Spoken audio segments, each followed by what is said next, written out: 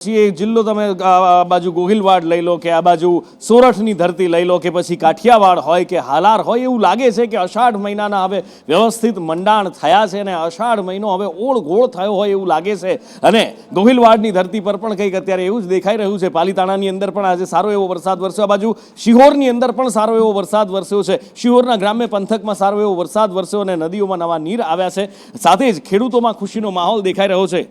વધુ માહિતી સાથે ફોનલાઈન પર મુકેશ જોશી જોડાયા છે। મુકેશ, શિહોર પંથકની અંદર કેવો વરસાદ, ગામડાઓની અંદર સારો એવો વરસાદ થતા ખેડૂતોમાં પણ ખુશીનો માહોલ જોઈએ કે દેખાઈ રહ્યો છે? જી નુપુર, આપને બતાવી દઉં કે આજે વહેલી સવારથી શિહોરની ગ્રામ્ય પંથકની અંદર જોરદાર વરસાદ ચાલુ થયો હતો। ખાસ કરીને વરલ, તાણા, દેવગાણા, પછી જાંબાળા, ખાંભા સહિતના વિસ્તારોની અંદર વહેલી સવારથી ધોધમાર વરસાદ પડ્યો હતો। જો કે 2-4 દિવસ વરસાદ નહીં આવવાથી થોડા ઘણા ખેડૂતોમાં પણ નારાજગી જોવા મળી હતી। ત્યારે અચાનક વરસાદ આવી શકતા ખેડૂતોમાં ખુશીનો માહોલ છે, કેમ કે વાવણી કરી નાખેલી હોય અને ખેડૂતોને વરસાદ આવતા ખુશખુશાલ થઈ ગયેલા હોય।